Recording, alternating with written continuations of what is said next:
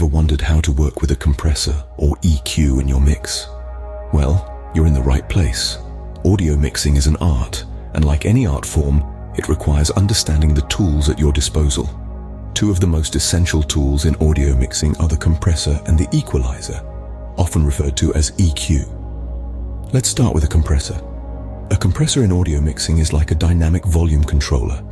It helps you manage the peaks and valleys in a track, maintaining a consistent level of loudness throughout. On the other hand, an EQ is all about balance and tonality. It allows you to enhance or reduce specific frequency ranges in your mix, giving you control over the tone and feel of the sound. These tools are crucial for creating a polished, professional sound. Understanding how to use these tools can greatly improve the quality of your mix. So, what exactly is a compressor? Let's imagine you're the conductor of an orchestra. You have to ensure that no instrument is overpowering the others and that the music is balanced. This is, in essence, what a compressor does in audio mixing. It controls the dynamics or the volume range of the audio. A compressor works by reducing the volume of loud sounds or amplifying quiet ones, thus narrowing or compressing an audio signal's dynamic range. This can be particularly useful in music production, where it helps to ensure that all the elements in a mix can be heard clearly without any one element becoming too dominant. Now, there are different types of compressors, each with its own unique characteristics. The four main types are VCA, optical, FET, and tube. VCA, or voltage-controlled amplifier, is known for its versatility. Optical compressors are famous for their smooth musical qualities. FET, or field effect transistor compressors, are loved for their aggressive sound, and tube compressors are adored for their warm, vintage tone. But no matter the type, all compressors share some common functions. They control the dynamics of the audio, ensuring that the loudest parts don't get too loud, and the quietest parts don't get lost in the mix. They can also shape the tone of the audio. By adjusting the attack and release settings, you can control how fast the compressor responds to changes in volume, and how long it takes to stop compressing after the volume drops below the threshold.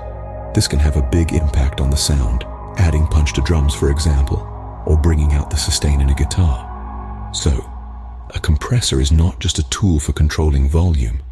It's a powerful instrument that can shape the sound and bring balance to your mix. Now that we understand what a compressor is, let's dive into how to use it. How can you effectively use a compressor in your mix? Now that's a question that might be dancing around in your mind. Well, let's jump into the specifics and demystify the process. Imagine a compressor as your personal audio bodyguard, ensuring that no sound gets too loud and disrupts the harmony of your mix. The first step to using a compressor effectively is setting the threshold. This is the level at which the compressor starts to work its magic. If a sound exceeds this level, the compressor steps in, saying, "Hey, tone it down a bit." Next, we have the ratio. This determines the degree of compression. A ratio of 2 to 1, for instance, means that for every 2 decibels over the threshold, the output will only increase by 1 decibel. It's like a strict teacher who only allows you to speak every second time you raise your hand. Now, let's discuss the attack. The attack is the speed at which the compressor starts working once the threshold is crossed. A fast attack time will quickly tame the loud sounds, while a slow attack time lets some of the loudness through before reining it in. It's like the difference between a sprinter off the blocks and a marathon runner pacing themselves. The release is the opposite of the attack. It's the time it takes for the compressor to stop working after the sound has dropped below the threshold. A quick release time might make the compression less noticeable, while a longer release time can smooth out the audio like a gentle wave receding from the shore. Lastly, we have the gain. After all the compressing, the overall level might have dropped. That's where the gain comes in. It allows you to boost the compressed signal back up to a suitable level, like giving a small child a step stool to reach the cookie jar. And there you have it. Now you have the basic knowledge on how to use a compressor in your mix.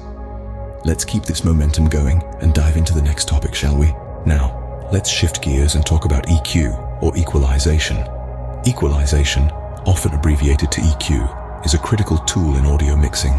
Simply put, EQ is the process of adjusting the balance between different frequency components within an audio signal. This allows us to shape the sound of our mix, whether it's to make a vocal stand out, clear up muddy frequencies, or add some sparkle to a dull track. There are several types of EQs, each with its own unique characteristics and uses. First, we have the graphic EQ, which provides a visual representation of the frequency spectrum, allowing you to adjust specific frequency bands. Parametric EQs, on the other hand, offer more flexibility.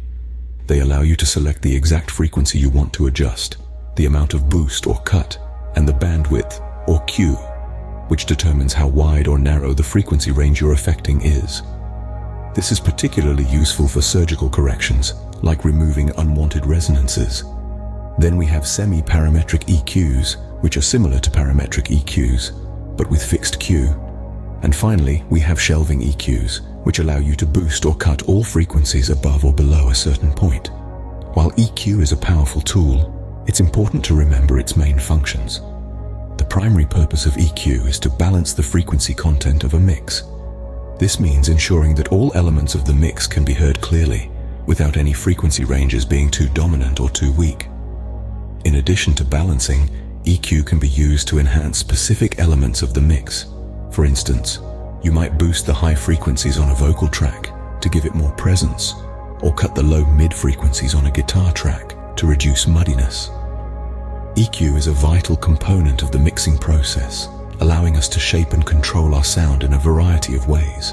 But like any tool, it's most effective when used with care and understanding. Now that we understand what EQ is, let's explore how to use it. How can you effectively use EQ in your mix? That's the question we are going to answer in this segment. The first step to using EQ is to set the frequency. The frequency is the pitch of the sound you want to adjust. This could be anything from a low bass rumble to a high-pitched whistle.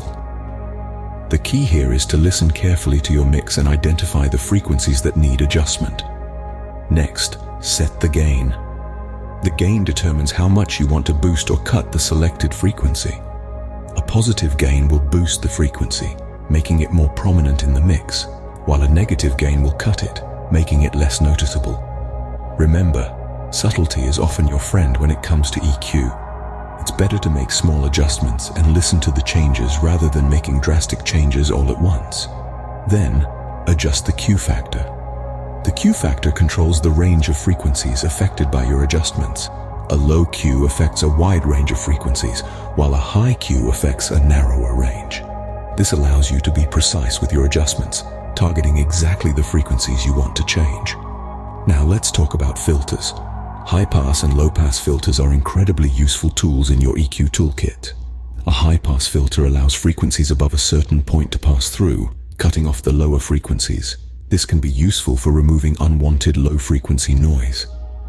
On the other end of the spectrum, a low-pass filter allows lower frequencies to pass through, cutting off the higher ones. This can be useful for taming harsh, high-frequency sounds. So, in conclusion, using EQ in your mix involves setting the frequency, adjusting the gain, tweaking the Q factor, and possibly applying high-pass or low-pass filters. Each of these steps requires careful listening and thoughtful adjustment. But with practice, you'll find that EQ is a powerful tool for shaping your mix and achieving the sound you desire. Now you have the basic knowledge on how to use EQ in your mix. To sum up, we've covered some essential aspects of audio mixing. We started by diving into the world of compression, exploring what it is and how it can add power, depth, and balance to your sound. We then stepped into the practical side of using a compressor in your mix, discussing the various parameters and how to tweak them for optimal results. Following that, we ventured into equalization, shedding light on its purpose within a mix and how it aids in shaping the tonal balance of your sound. We wrapped up with a hands-on guide on using EQ in your mix, from identifying problem frequencies to making strategic boosts and cuts. This journey has been all about understanding these two crucial tools and applying them effectively in your mix. But remember, this is just the tip of the iceberg. There's a whole world of audio mixing out there waiting for you to explore. Remember, practice makes perfect. So get out there and start mixing.